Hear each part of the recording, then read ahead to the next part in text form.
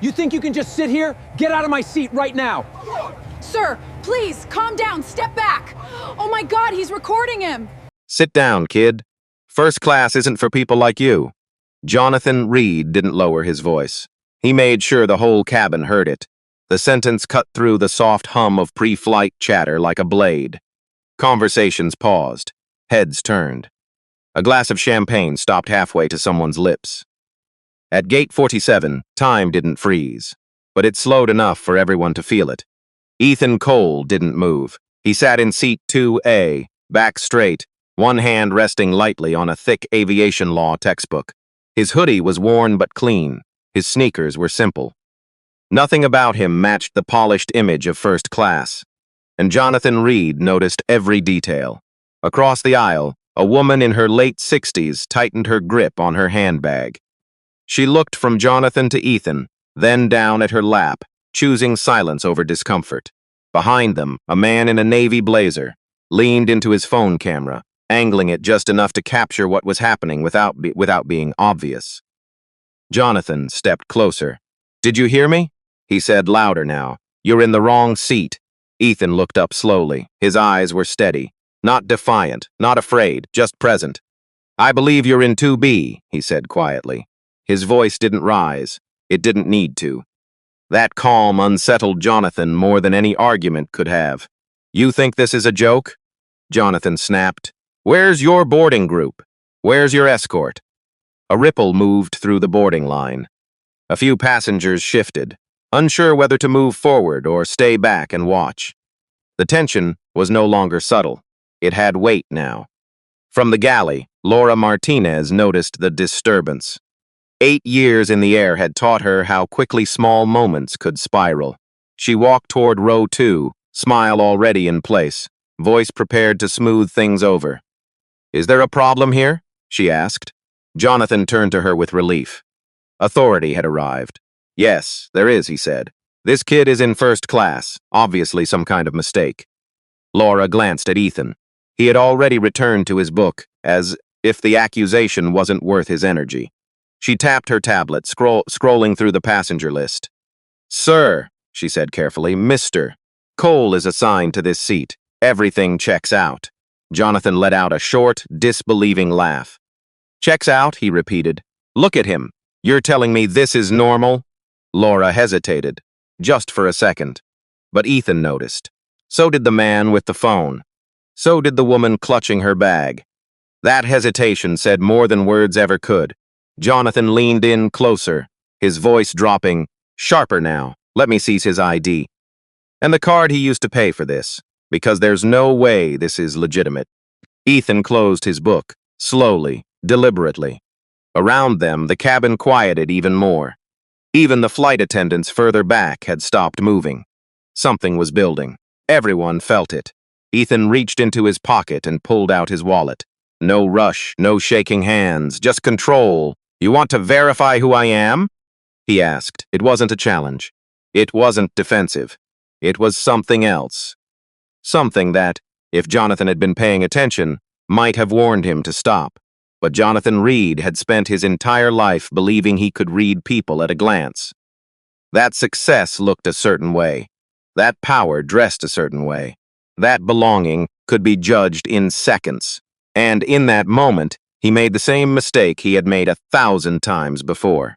He decided without doubt, without hesitation, that Ethan Cole did not belong. What he didn't know was this. The quiet young man in the worn hoodie wasn't trying to prove he belonged. He was watching, he was listening, and he owned every decision that would be made on that aircraft. Jonathan stared at the wallet in Ethan's hand, like it was evidence in a trial he had already decided. "Go ahead," he said. "Let's see it." Ethan handed it to Laura without a word. She took the ID, looked at it longer than necessary. Her eyes moved back and forth. Name, date of birth, Texas address, everything normal. Too normal. "Marcus, sorry, Ethan Cole," she corrected herself quietly. "It matches the manifest." Jonathan scoffed. "That doesn't mean anything. People fake IDs all the time." A man 2 rows back shifted in his seat. "Come on," he muttered under his breath, just loud enough to be heard. "That's a stretch." Jonathan turned his head sharply. You got something to say? The man looked down. No, not my business. And just like that, the silence returned. Heavy, familiar, the kind that lets things go too far. Ethan noticed it. He always did. He watched how people chose comfort over courage. Not out of cruelty, out of habit, out of fear of becoming the next target. Laura cleared her throat. Sir, his ticket is valid. There's no issue here. Jonathan didn't move. What about the payment, he pressed. You're telling me he paid for this seat himself? Ethan reached into his wallet again. This time, slower. He pulled out a simple student credit card, worn at the edges, nothing impressive. Jonathan's face lit up, not with relief, with satisfaction. There it is, he said. That's exactly what I thought. He turned slightly so the people behind him could see. $500 limit. You expect me to believe this pays for first class? A woman near the aisle shifted uncomfortably. She whispered to her husband. This doesn't feel right. Her husband shook his head. Just stay out of it. Laura looked back at her tablet. Her fingers paused, then moved again, scrolling, slower now. Something wasn't adding up. Mr. Reed, she said carefully, this seat wasn't purchased with that card. Jonathan leaned in. Then who paid for it? Laura hesitated again. Just a beat. It's listed under a corporate account. Jonathan let out a short laugh. Corporate account? For him? He looked Ethan up and down again. Hoodie, backpack, sneakers. Let me guess, he said. Family business? Landscaping? Cleaning services? A few passengers looked away. Others stared harder. Ethan closed his wallet, set it on the tray table. His fingers rested on it for a second longer than needed. I don't think my employer is relevant, he said. His voice was still calm. But there was something under it now. A quiet weight. Jonathan heard it and chose to ignore it. Oh, it's relevant, he shot back. Because right now it looks like someone made a mistake. And I don't like mistakes when I'm paying this kind of money. From the aisle, a younger flight attendant hovered, unsure whether to step in. She looked at Laura, waiting for direction. Laura didn't give one. That silence said everything. Ethan noticed that too. He noticed the way Laura avoided eye contact now, the way she shifted her weight, the way she was trying to keep things calm without actually stopping what was happening. Policy said intervene. Reality said be careful. Jonathan took another step closer. Now he was standing over Ethan. You know what I think? He said. I think you got lucky. Some upgrade, some error. And instead of doing the right thing, you decided to take advantage. Ethan looked up at him. Not angry, not defensive, just measuring. You're assuming a lot, he said. I don't need to assume, Jonathan snapped. I've been doing this longer than you've been alive. I know how this works. The words hung there, older man, younger man, power, status, assumptions. Across the aisle, the woman with the handbag finally spoke. Soft but clear. He has a ticket, she said. Maybe that should be enough. Jonathan turned toward her. Mom, with respect, you don't understand how these systems work. She held his gaze for a second, then looked down again. That was all it took.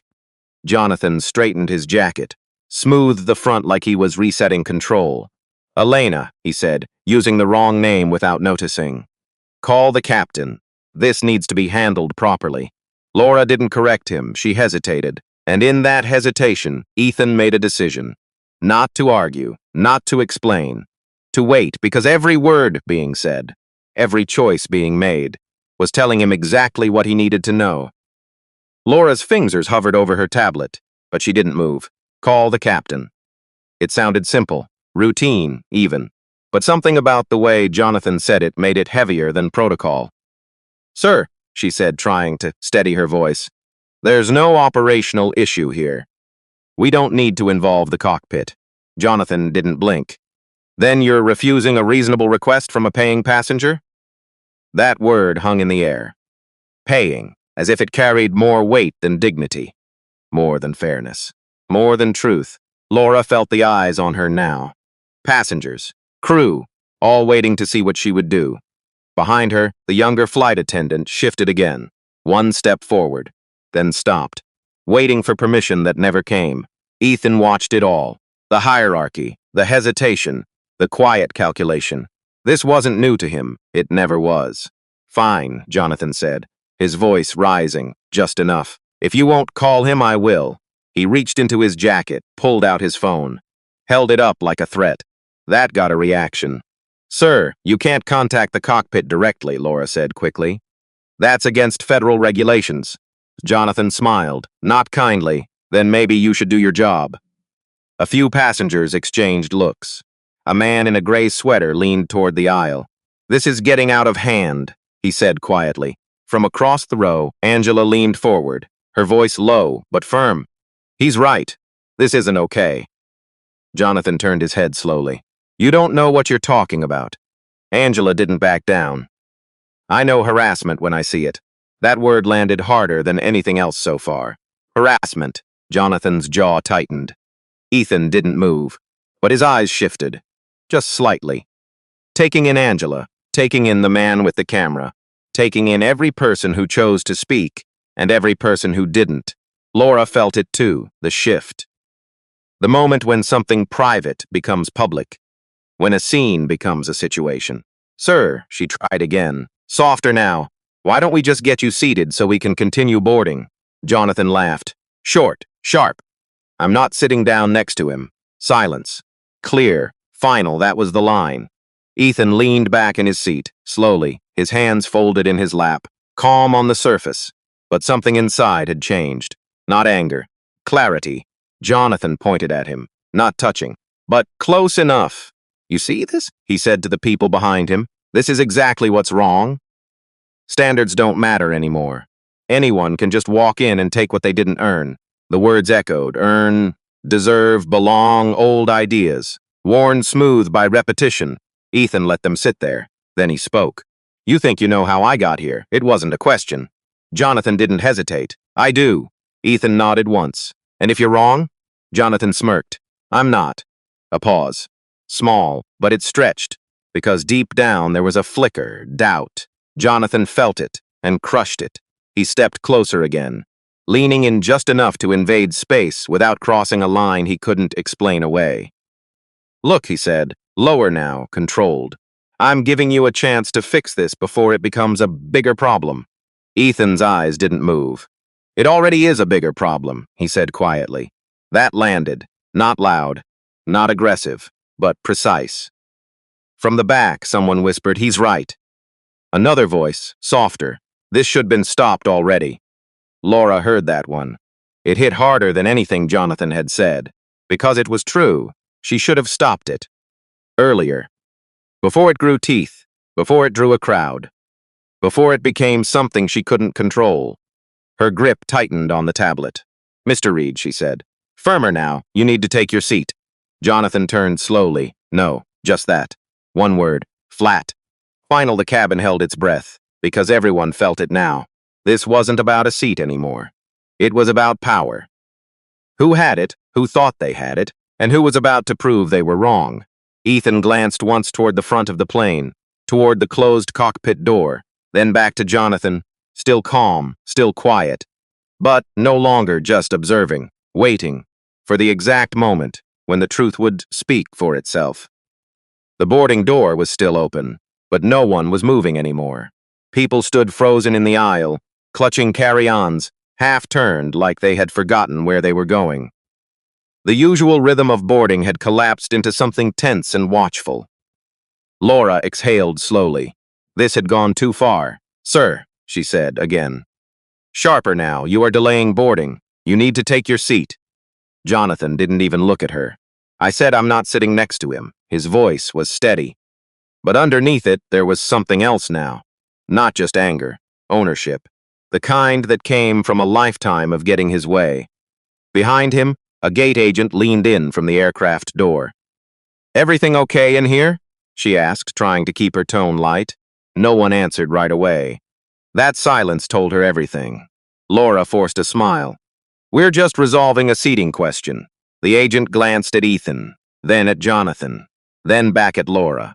Looks like more than that, she said quietly. Jonathan turned just enough to catch her eye. It is more than that. The agent hesitated. She had seen this before. Not exactly like this, but close enough.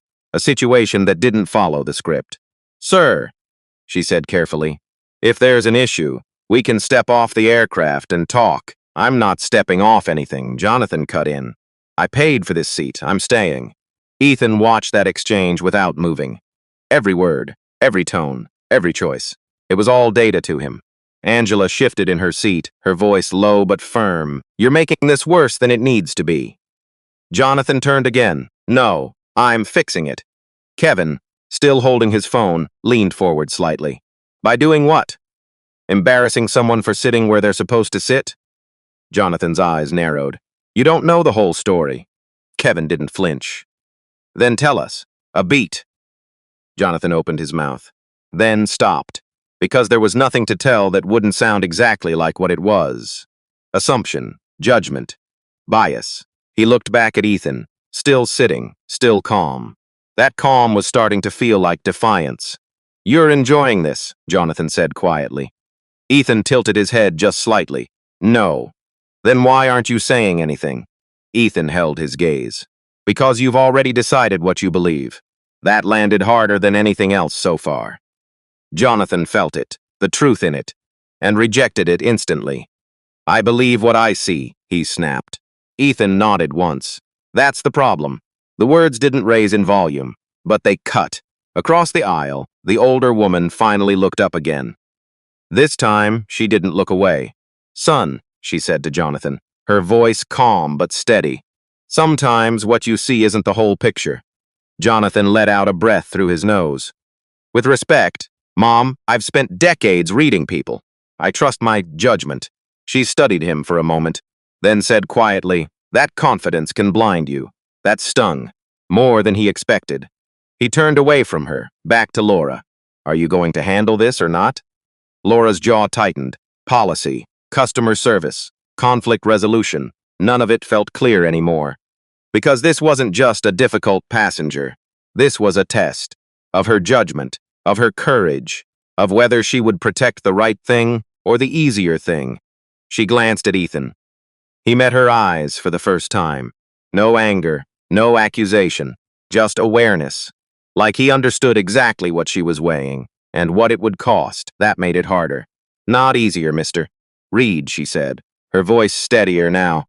"There is no seating error. Mr. Cole is authorized to be here. You need to take your assigned seat so we can depart." Jonathan stared at her, long enough for everyone to feel it. "You're choosing him," he said. Laura didn't respond right away, because she knew that's how he saw it. Not right versus wrong, but sides. Finally, she said, "I'm choosing to follow policy." Jonathan shook his head slowly. "No," he said, "you're choosing to ignore what's obvious." Ethan leaned back slightly. The moment was shifting. Not loudly, not dramatically, but something had cracked, and once it cracks, it doesn't go back the same. Jonathan looked around the cabin, at the faces, at the phones, at the silence that wasn't fully silent anymore. Then back at Ethan, and in that moment, something in him hardened. If he couldn't win this quietly, he would make it loud, very loud. And that decision was about to change everything. Jonathan straightened his jacket, like he was about to step into a boardroom. "If you won't handle it," he said, voice rising, "then I will." He turned toward the open cabin. Not just to Laura, not just to Ethan, to everyone.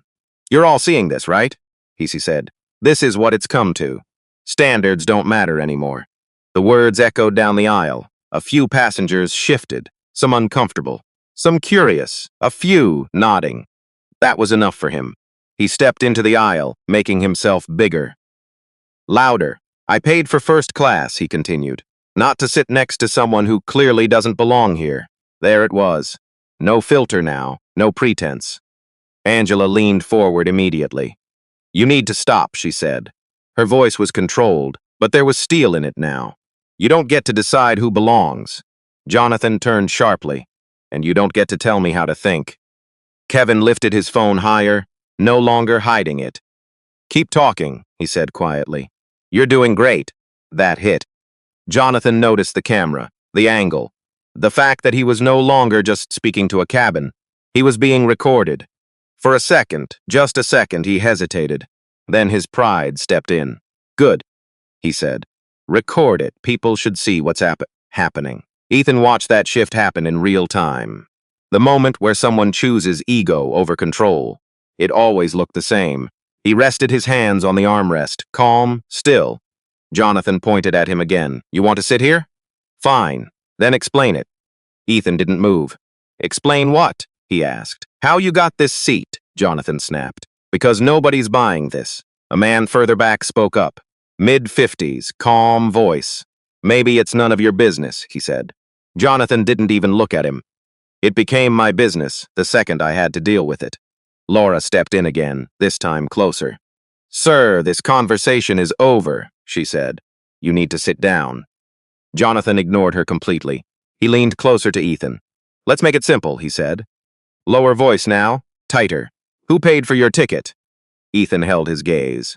My company. Jonathan let out a breath through his nose. Right, your company. He shook his head, almost laughing. And what company is that? The question hung, not loud, but heavy. Around them, the air felt tighter, like something was about to break.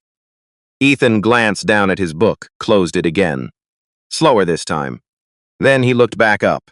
I work in aviation, he said. Jonathan smiled. Thin, sharp. That's not an answer, it's enough of one.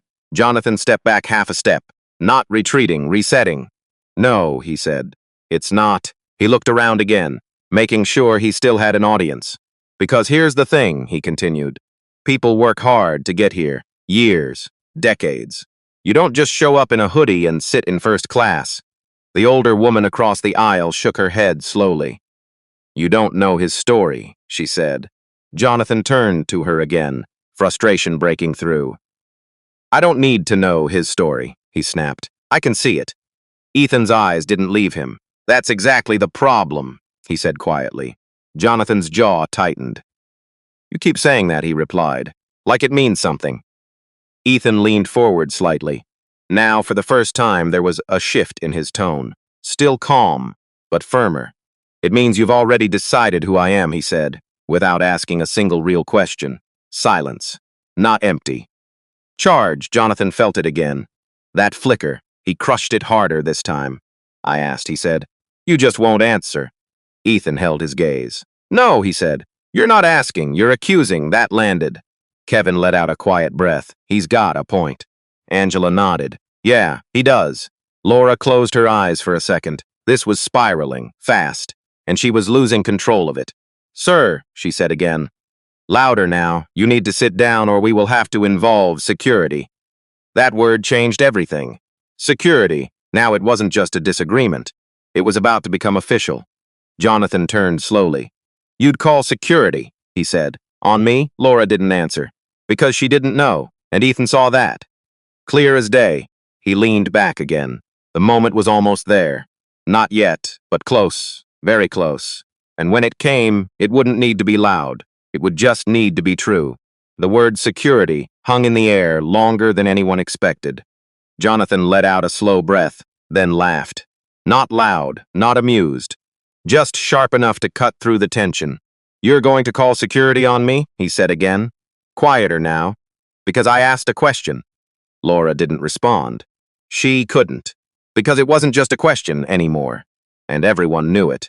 Behind them, the gate agent stepped halfway into the cabin again. Her eyes moved quickly from face to face, reading the room. We need to keep boarding, she said. We're already behind schedule. No one moved. Not a single person.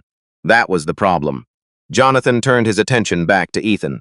This is your last chance, he said. His voice dropped. Controlled.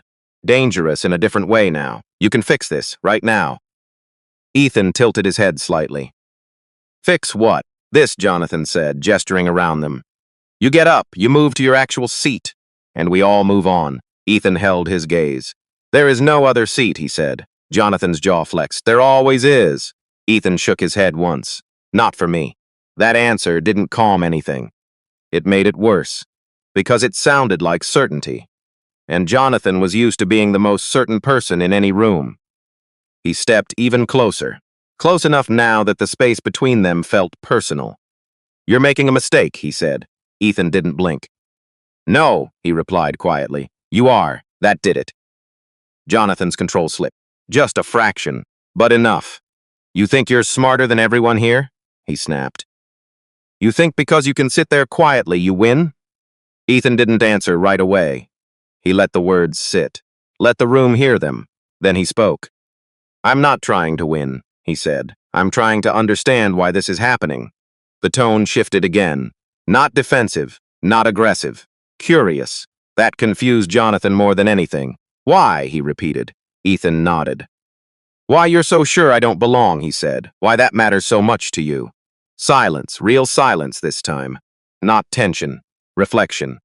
A few people looked down, others looked away. Because the question didn't just land on Jonathan. It landed on all of them. Jonathan felt it too. That moment where the spotlight turns inward, he rejected it immediately. Don't turn this around, he said. This isn't about me. Ethan's eyes stayed on him. It is, he said. Short, clean, no room to hide from it. From the back, Kevin let out a quiet breath. Man, Angela shook her head slowly. He's asking the right question. Laura felt her chest tighten, because she knew something had just shifted again. The conversation wasn't about a seat anymore. It was about something deeper, something harder to control. Jonathan felt the ground moving under him, not literally, but socially, emotionally. The room wasn't fully on his side anymore, and that made him desperate. You want answers? He said suddenly louder again. Fine. He straightened, pulling himself back together. You don't belong here, he said, pointing again. Because this is first class.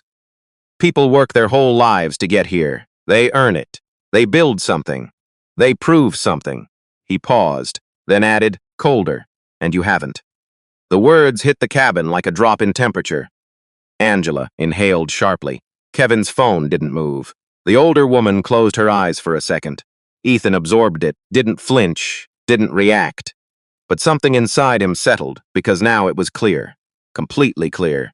This wasn't about confusion, or policy, or even the seat. It was about belief. About who deserves space, who deserves respect, who gets questioned, and who doesn't. Ethan leaned forward slightly. For the first time, he wasn't just responding. He was about to speak.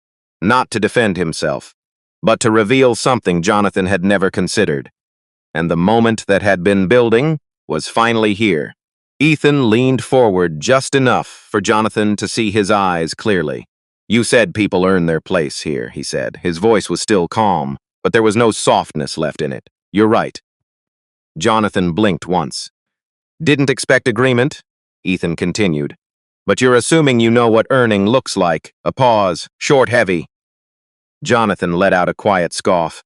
I know exactly what it looks like. Ethan nodded slowly. Then tell me.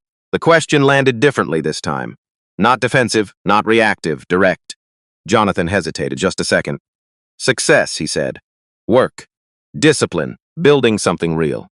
Ethan held his gaze. I built something, he said. Jonathan shook his head immediately. No. You're saying that. That's not the same thing.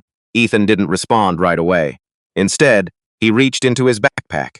Slow, deliberate, no sudden movement, just enough to draw attention. The sound of the zipper cut through the silence. Kevin's camera followed the motion. Angela leaned forward slightly. Laura held her breath without realizing it. Ethan pulled out a thin folder, set it on the tray table, opened it.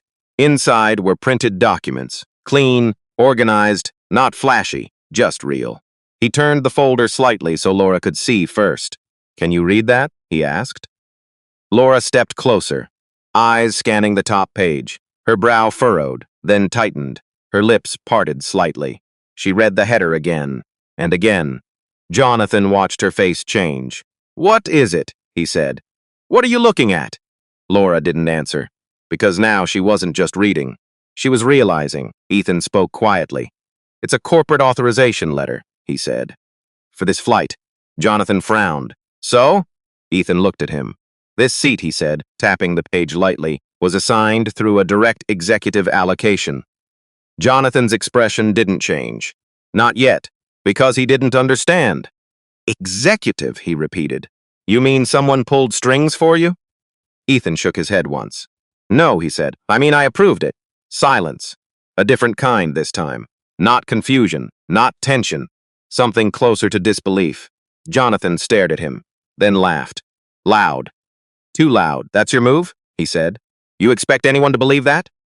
Ethan didn't react to the laughter. He simply slid the document across the tray table, closer, into the light. Laura's voice came out before she could stop it. Sir. It was barely above a whisper, but everyone heard it. Jonathan turned to her sharply. What? Laura looked up. Her face had lost color.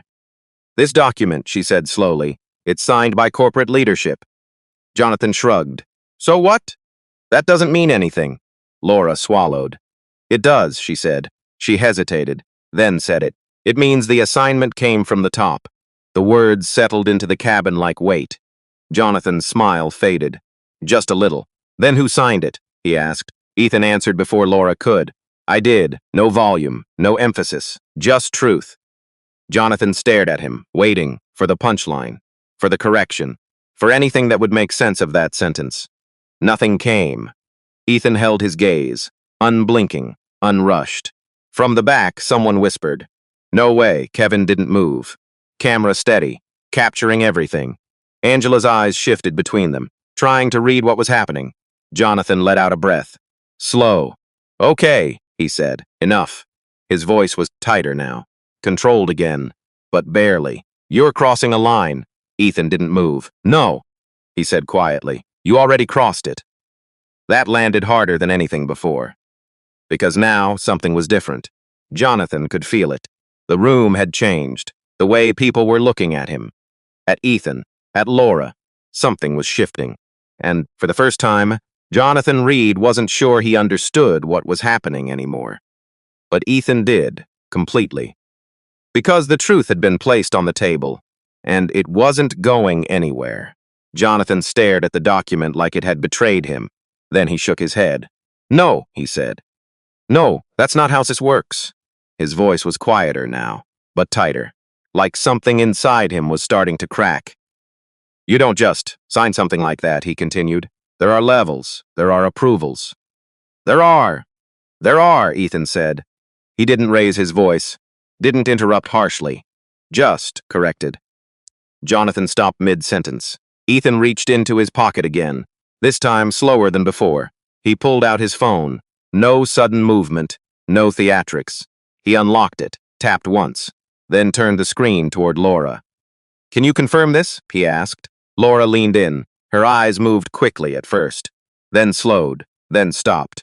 Her hand lifted slightly, not touching the phone, just hovering near it, like she didn't fully trust what she was seeing.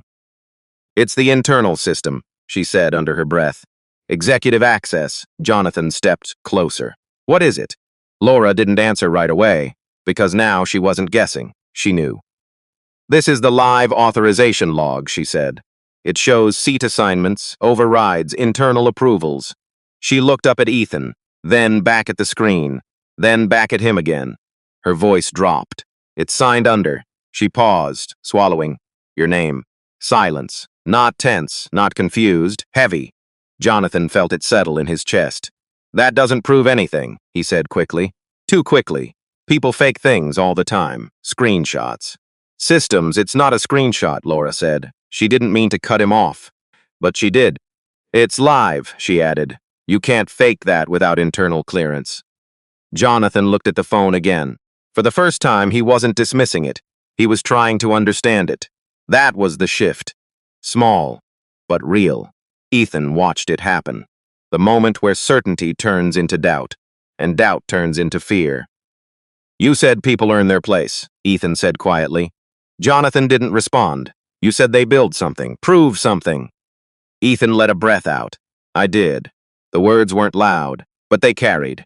Across the aisle, the older woman leaned back slowly, her eyes soft now. Not anxious, not uncertain, understanding. Angela crossed her arms, not defensive, just settled. Like the answer she needed had arrived. Kevin lowered his phone just a fraction. Not because the moment was over, but because it had changed. Jonathan shook his head again. Slower this time. No, he said, you're just saying that. But it didn't sound like before. Before, it was conviction. Now it was hope. Hope that he wasn't wrong. Ethan met his eyes. "I don't need you to believe me," he said. That landed deeper than anything else, because it removed the argument completely. Jonathan opened his mouth. Nothing came out. He looked around the cabin, at the faces, at the silence, at Laura. "Say something," he said to her. "You're just going to stand there?" Laura felt it hit her. All of it. The pressure, the responsibility. The moment she could have stopped this and didn't. She looked at Ethan again, then at Jonathan, then at the document, and finally she spoke. "Sir," she said slowly, "I think you need to take your seat. Not a suggestion, not soft, clear." Jonathan stared at her, because now it sounded different. Not like a crew member trying to manage a situation. Like someone who had just realized what the situation actually was. "You're serious," he said. Laura nodded once. "I am." Jonathan's throat tightened. He looked back at Ethan, really looked this time. Not at the hoodie, not at the shoes, at him. And for the first time, he saw something he hadn't seen before. Not status, not wealth, authority, quiet, unshaken, real. The kind that doesn't need to announce itself. And that realization hit harder than anything Ethan had said. Jonathan took a step back. Just one. But it was enough, because the man who had been so certain was no longer sure of anything. Jonathan's hand tightened at his side, then slowly dropped. He looked at Ethan again, but this time the anger wasn't leading anymore. Confusion was, then something heavier. Regret trying to find a way in. "This doesn't make sense," he said. Not loud, not aggressive, just searching. Ethan didn't respond, because he knew something Jonathan didn't yet. This wasn't about proving anything anymore. The truth was already there. Jonathan just hadn't accepted it.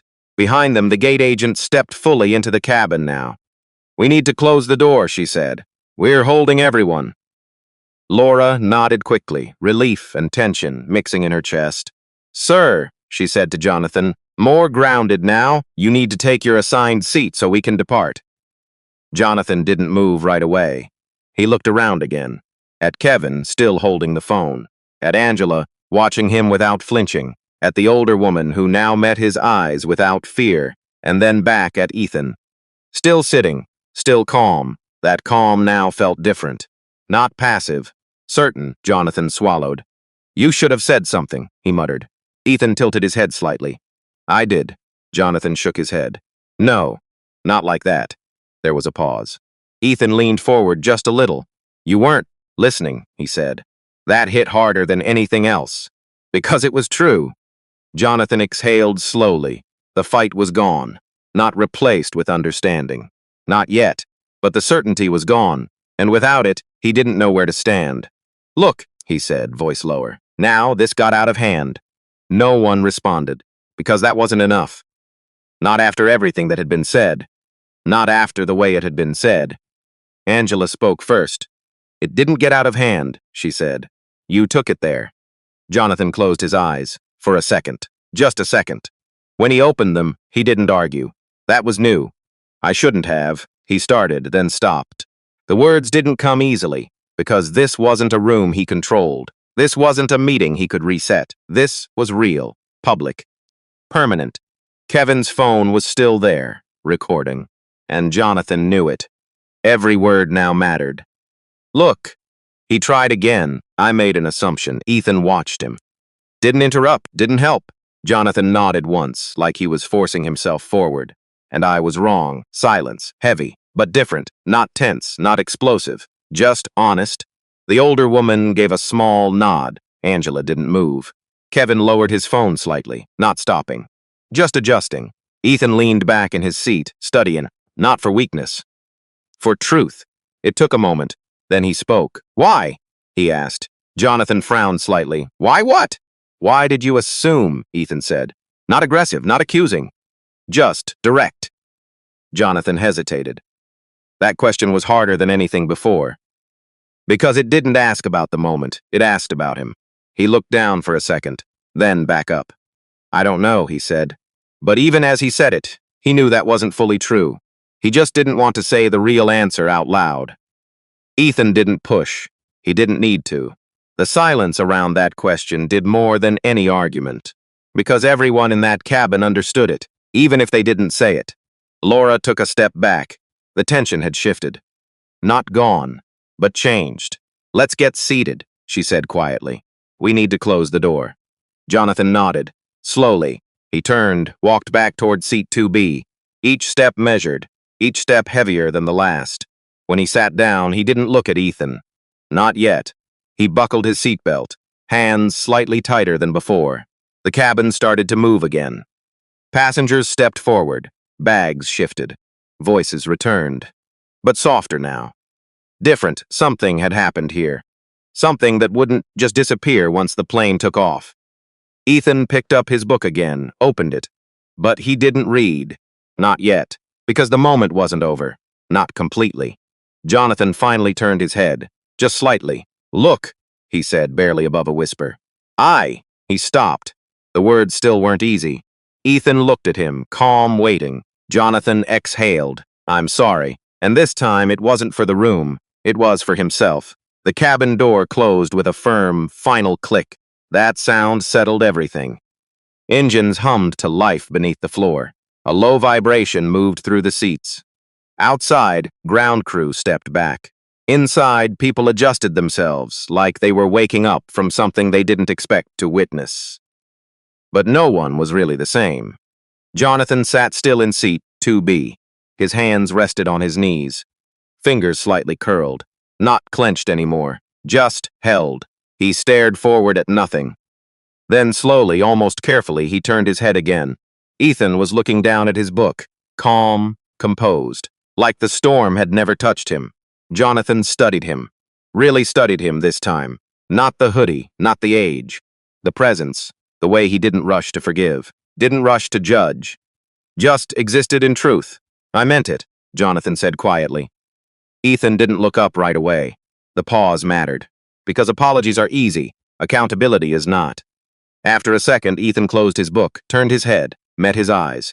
"I know," he said, simple. Not warm, not cold, honest. Jonathan nodded, once. A small movement, but it carried weight. "I've spent my whole life thinking I understood people," he admitted. His voice was lower now, stripped of performance, thinking I could see everything just by looking. Ethan listened, didn't interrupt. Jonathan let out a slow breath. "I was wrong," he said. That word stayed in the air. Wrong. Not mistaken. Not confused. Wrong. Across the aisle, the older woman leaned back in her seat. Her eyes softened. Not because everything was fixed, but because something real had happened. Angela uncrossed her arms. Not forgiving, not forgetting, but no longer bracing for impact. Kevin finally lowered his phone. Not because the moment wasn't important anymore, but because it had changed. It wasn't about catching someone. It was about understanding something. Laura stood near the galley, watching. Quiet, she replayed it in her head. The hesitation, the silence. The moment she chose to wait instead of act. Her shoulders dropped slightly. That would stay with her. Long after this flight. Ethan looked forward again, then back at Jonathan. "People don't earn respect the way you think," he said. Jonathan listened. "They don't earn it through status, or money, or where they sit," Ethan continued. He paused. "Respect starts with how you treat someone you don't understand." Jonathan didn't respond right away. Because that truth didn't argue. It settled. The plane began to move. Slow at first, then steady. The runway stretched ahead, a straight line forward. No turning back. Jonathan leaned his head back against the seat, closed his eyes for a second, not to escape, to sit with it. Everything he said. Everything he assumed, everything he learned. When he opened them again, the world looked the same. But he didn't. The engines roared louder. The plane lifted, city shrinking beneath them, clouds ahead. A different kind of silence filled the cabin now. Not tension, reflection. Ethan picked up his book again. This time he read. Because for him, the moment had passed. The lesson had already been delivered. Not through force, not through anger, through truth. And truth doesn't need to raise its voice. It just needs to stand. If this story stayed with you, take a second to like the video, subscribe to the channel, And share your thoughts below with 3 simple words like never stay silent.